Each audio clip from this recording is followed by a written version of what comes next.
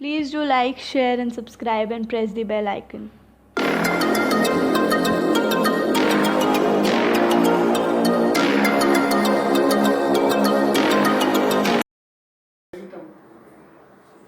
Hello my dear students. So in the previous videos we have studied about this chapter solution, and over there we have studied certain properties related to the solutions. We have also studied that certain properties such as relative lowering of vapor pressure, then elevation of boiling point, then osmotic pressure and depression of freezing point. All these are the colligative properties. Why they are called as the colligative properties, that also we have already studied.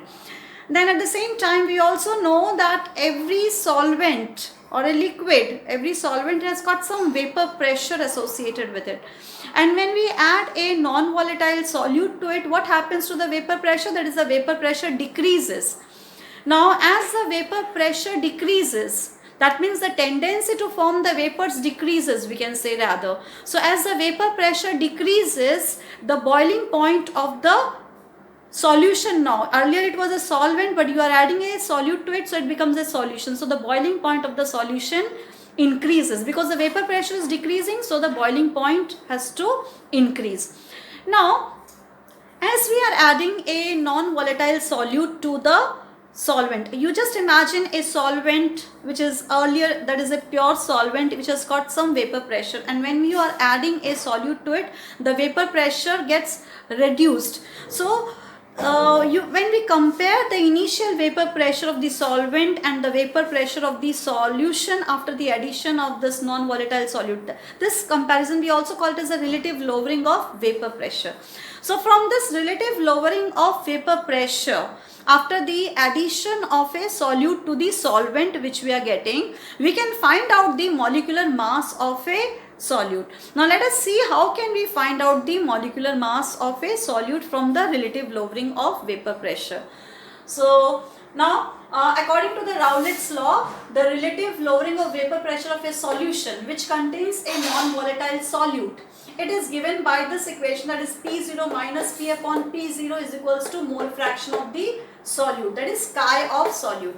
Now whenever you come across this, that is any component is having 0 at the top, it means what? That the component is in the pure state. So that means this P0 is the vapor pressure of the pure solvent, and P is what? Vapor pressure of the solution. That means after the addition of a non-volatile solute to it.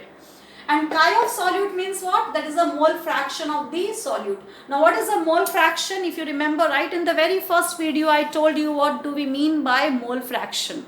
Now mole fraction means what? Mole fraction of a particular component is what? That is a number of moles of a component upon the total number of moles of all the components which are present into the solution. So your mole fraction of the solute is equals to what?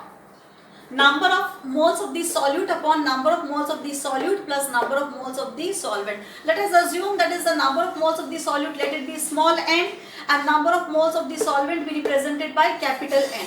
So mole fraction of the solute is equals to what? Number of moles of the solute upon number of moles of the solvent plus the number of the moles of the solute. By that we will be getting the mole fraction of the solute. So we will substitute this into this particular equation into 1, that is P0 minus P upon P0 is equals to, instead of this mole fraction of the solute, we are substituting this value over here, that is small n upon capital N plus small n. Now what is n over here? Again I repeat, that is the number of moles of the solute and this is number of moles of the solvent. Now if you are substituting this, we need to know that is the number of moles of the solute. How do we find out? What is the formula for finding out the number of moles of the solute? Now for finding out the number of moles, we use the formula that is the weight upon molecular mass, or that weight we also can call it as a mass upon molecular mass. So suppose if we want to find out the number of moles of the solute, we use the formula that is weight of the solute upon molecular mass of the solute. So look here, for finding out the number of moles of the solute, now let us first make some assumptions. That is, let small w be the mass of the solute and m dash be the molecular mass of the solute. Similarly, capital W be the mass of the solvent and capital M be the molecular mass of the solvent. Now you can take any of these alphabets. It's not necessary that whatever that I have taken over here you will be taking that only. You can take any of the alphabets, but for the sake of simplicity or for you to remember, what you do is that we know that solute is always in less quantity as compared to the solvent. So when something which is in less quantity, you always represent it by a small alphabet. So we are representing it by a small w over here. That is mass of the solute will let us represent by a small w, and the molecular mass be represented by m dash. Similarly, solvent which is in large quantity, let us represent the mass of the solvent by capital W and the molecular mass by capital N. So here number of moles of the solute we get by substituting into this, that is the weight of the solute upon m dash, which is what? M dash is what? Molecular mass of the solute. So we get over here that is weight upon molecular mass of the solute. Then capital N, that is number of moles of the solvent, is equals to weight of the solvent upon molecular mass of the solvent. We get over here. So substituting these values, that is this number of moles of the solute as well as number of moles of the solvent into this equation number 2. So what do we get? P0 minus P upon P0 is equals to small w upon m dash, which we get over here, and this capital W upon capital M plus, because of this small n, again small w upon m dash. So we are substituting these values into this equation number 2 over here. Now just imagine that if your solution is very dilute. Now why that is the equation is dilute, that means what happens, that the amount of solute is very less. The solution is very dilute. That means your solvent is too large in quantity and your solute is very less. So if solute is very less, obviously the number of moles of the solute are also less, and if solvent is in large quantity, obviously the number of moles of solvent are also in large quantity. So if the solution is extremely dilute, very dilute, let us assume, that is what we are assuming over here, and that is how we have to make some assumptions to arrive at the derivation over here. So let us assume that the solution is very dilute. So if it is a very dilute solution, n plus n, that is number of moles of the solvent plus number of moles of the solute, that is approximately equal to the number of moles of the solvent. That means we are neglecting this number of moles of the solute because they are very less in number. So we take it as, that is number of moles of the solvent plus number of moles of the solvent is equals to what? Capital N, which is equals to the number of moles of the solvent. So we substitute this into this equation over here once again, that is in this equation. So P0 minus P upon P0, and this N, we are substituting this as n only, and this n plus n. So what we will be substituting over here, we'll just, instead of n plus n, let us assume to be capital N, because the solution is very dilute. So instead of n plus n, we are taking only capital N over here. Now, so here we are getting another fourth, that is this equation number 4. Now substituting values of n and small n, that is number of moles of the solute upon number of moles of the solvent, in equation number 4. Let us come back over here. That is P0 minus P upon P0, which is relative lowering of vapor pressure, is equals to, that is small n is what? Small w by m dash, and capital N is what? Capital N is capital W by capital M. So we get this P0 minus P upon P0 is equals to, we just reverse, this comes over here. So just reversing it, so that is small w upon capital M into this w, that is this w into this m dash over here. So m dash is what over here? M dash, here itself we have represented m dash is what? Molecular mass of the solute. So molecular mass of the solute we can find out from this particular equation. It's a very important relation. See that? You by heart these equations, you just go through these derivations carefully. It's extremely important. You will have to solve the numericals. So be very careful, study them wisely. So here this finding out the molecular mass of the solute, let us bring it over here. So we are bringing it over here, that is m dash comes over here, and this whole term comes down over here, that is so m dash comes over here, and we get over here that is small w upon capital M, that is a molecular mass of the solvent. This is what? The weight of the mass of the solute, and capital M over here, that is a molecular mass of the solvent. and this capital W over here, that is the mass of the solvent, and this is the expression for the relative lowering of vapor pressure. So from this equation we can find out the molecular mass of the solute. So ultimately we have derived this equation from where? From the relative lowering of vapor pressure. So what does it mean? That from the relative lowering of vapor pressure we can find out the molecular mass of the solute. Now what happens when the molecular mass or when the vapor pressure has been lowered? I told you that the boiling point increases, that is there is an elevation in the boiling point. Now if this solution, that is from the solvent you are making a solution of a different concentration, again you add some more solute to it, you will be getting again another solution of a different concentration. So again the boiling point rises. So what happens when the boiling point keeps on rising? So let us study in detail about the elevation of boiling point when we are having different solutions and a particular solvent. So let's proceed with the elevation in boiling point. That is, suppose if you are having a pure solvent, and if you are adding a non-volatile solute to it, you are getting solution 1, and if you are again adding more solute to it, more non-volatile solute to it, you are getting solution 2. Now here suppose, so here what is happening over here? Here you are having a non-volatile solute, and in case of solution 2, the concentration of the solute is more. So let us just see the graph of, that is, the vapor pressure versus temperature in Kelvin. So look here, P0, this is the vapor pressure of the pure solvent. Then this line has been passing through this point over here, and P1 is the vapor pressure, this particular point, P1 is the vapor pressure of solution 1 at TB over here. This is the temperature, and P2 is the this particular point, P2 is the vapor pressure of solution 2. This is solution 1, solution 2. P2 is the vapor pressure of solution 2 at TB. Now what is TB? That is the temperature.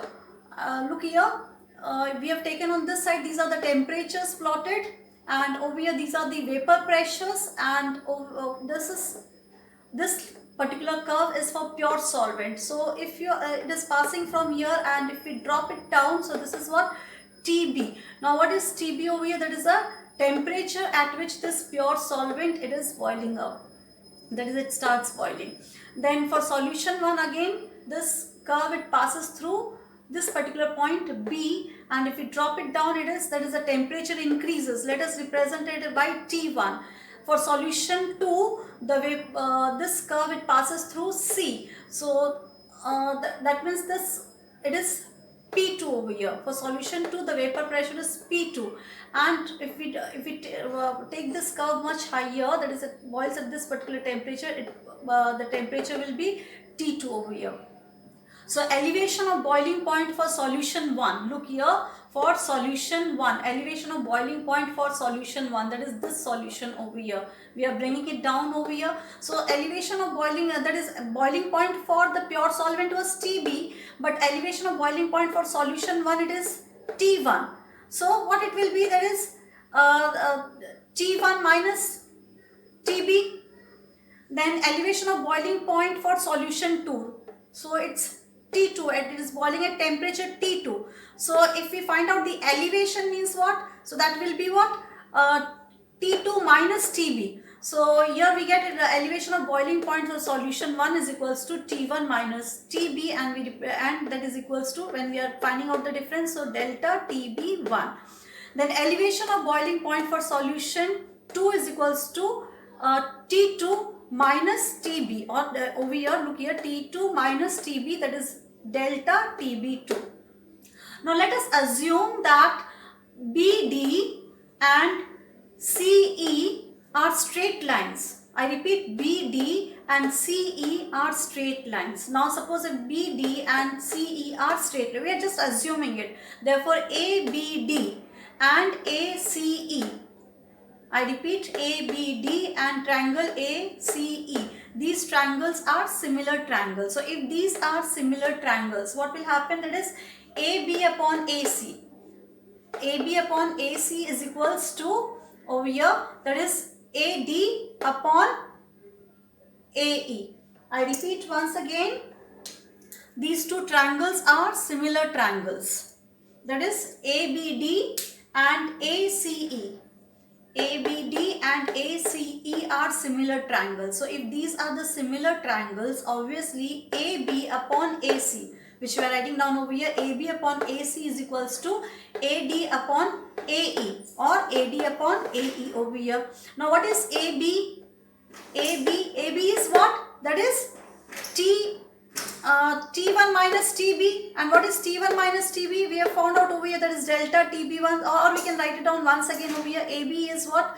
T1 minus TB. And what is AC? T2 minus TB. Then AD is what? AD. AD is what? P0 minus P1. Look here. If you bring it back over here, AD is P0 minus P1. And AE.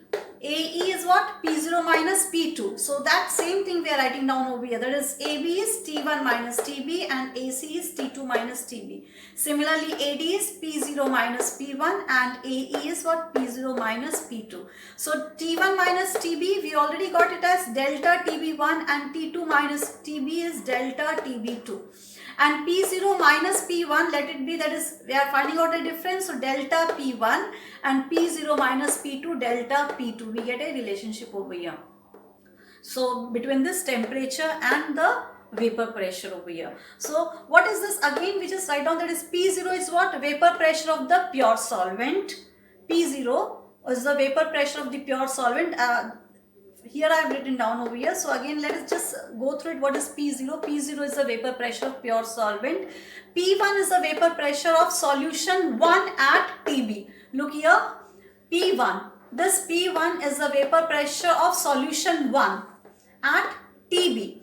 And P2 is the vapor pressure of solution 2. P2 is the vapor pressure of solution. This line represents solution 2. So P2 is the vapor pressure of solution 2 at TB. It's falling down at TB over here at temperature T2.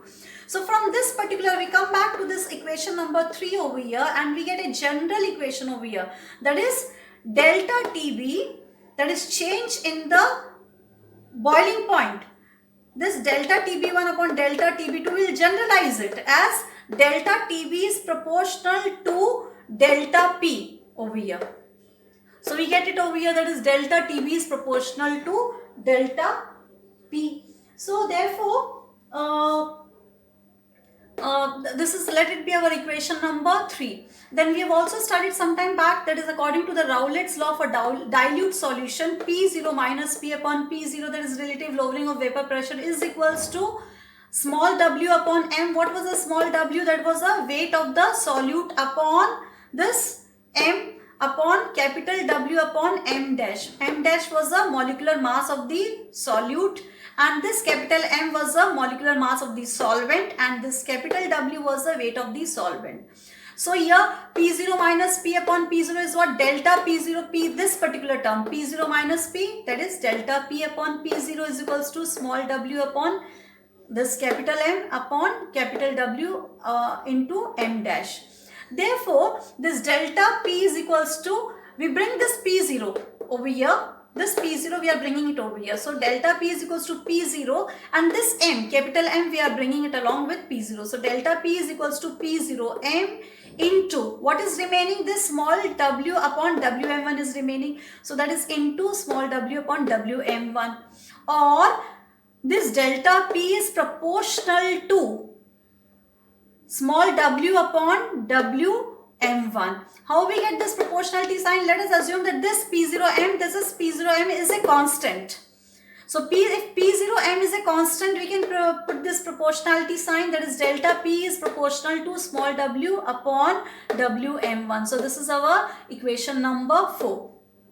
Now if we compare equation number 3 and 4, now look here, the equation number 3 was this, that is delta P is proportional to delta P, and 4 is what? Delta P is proportional to W by M1. So here this, if we compare this, obviously instead of delta P, we can put delta B over here, that is delta B is proportional to small w by W upon capital M dash. I repeat once again, Instead of this delta P, we are substituting it with delta B, that is delta B is proportional to small w upon Wm dash, where this W is what? Molecular mass of the solvent. Now let us assume that molecular mass of the solvent, let it be 1 kg. If the mass of the solvent is 1 kg, obviously this whole term, that is small w upon Wm1 is equals to molality M of the solution. So we go back to the definition of molality. What was molality? Molality is what? That is the number of moles of the solute present in 1 kg of the solvent. Or we also say number of moles of the solute present in 1000 grams of the solvent, that is what is molality. So if you are taking this mass of the solvent, that is W is equals to 1 kg, this W is equals to 1 kg. Obviously, so it is the number of moles of the solvent dissolved in 1 kg of the solvent. This is going to represent your molality, which can be represented by small m. So obviously over here, this delta TB, from this over here, this whole term becomes m, that is molality. So delta TB is proportional to m, or delta TB is equals to Kb into m. Now what is Kb? This Kb is a constant, and this constant, it is called as the molar elevation constant, or it is also called as the abelioscopic constant. I am writing down on the board the word that is abelioscopic. EBULLIOSCOPIC. So this over here, that is your Kb is what? It is a molar elevation constant, or it is also called as the abelioscopic constant. Since there is no space over here, so I have written down over here. Okay, I'll just rub it once again, otherwise you people will get confused over here. Then if m is equals to 1, if we take molality as, that is mole is molality is equals to 1. If m is equals to 1, if the that is, we can say when the molality of the solution is unity. So if m is equals to 1, delta Tb becomes is equals to Kb. So this molar elevation constant, how can we define molar elevation constant? There's a molar elevation constant may be defined as equal to the elevation in boiling point. This is what elevation in boiling point is equals to elevation in boiling point when the molality of the solution is 1, or when the molality of the solution is unity. Or we can also say the molar elevation constant is equal to the elevation of boiling point. Molar elevation constant is equal to the elevation in boiling point, which has been produced on dissolving 1 mole of a substance in 1000 gram or 1 kg of the solvent. Either you can take 1 molar solution means what? 1 kg of the solvent is present, that is 1 mole of a substance, 1 mole of a solute is present in 1 kg of the solvent, or 1000 grams of the solvent. So we can say this molar elevation constant is also equal to the elevation in boiling point produced on dissolving 1 mole of a substance in 1000 grams or 1 kg of the solvent. Now this units of this Kb, that is units of molar elevation constant is, that is Kelvin per molal, or it is also degrees Celsius per molal. Then Kb also we can find out by the use of the formula, that is m. We don't need to go in detail how we got this formula, just this formula, that is molar elevation constant mR Tb square upon 1000 into delta Hb. Now what is m? M is the molecular mass of the solvent. What is R? R is the gas constant, and Tb is what? That is the that is the boiling point. Sorry, the Tb is the boiling point. 1000, that is a constant, into delta Hv. Now what is delta Hv? Delta Hv is what? Molar enthalpy of vaporization of the solvent. I repeat once again, delta Hv is molar enthalpy of vaporization of solvent. Is also equal, it is also called as the latent heat. This molar enthalpy of vaporization of solvent is also called as the latent heat of vaporization for 1 mole of the solvent. It is also called as the latent heat of vaporization for 1 mole of the solvent. Now this latent heat of vaporization per gram of the solvent. This delta HV is what? It is a molar elevation constant, or molar enthalpy of vaporization of the solvent, or we also call it as latent heat of vaporization for 1 mole of the solvent. So that is for 1 mole of the solvent, but this latent heat of vaporization per gram of the solvent is related to this delta HV by this equation, that is LV is equals to delta HV by M. So again, what is M over here? That is the molecular mass of the solvent. So again, we substitute this value of this L, that is LV is equals to delta HV into M into this particular equation over here. So we get over here that is Kb is equals to RTB square upon 1000 into LV. Now what is, again I remind you, what is TB? That is the boiling point of the pure solvent, that is the TB. So by this equation we can get the value of the constant if all the other parameters are known to us. So with this we complete with the elevation in boiling point. I hope the things are clear to you. You just look at it.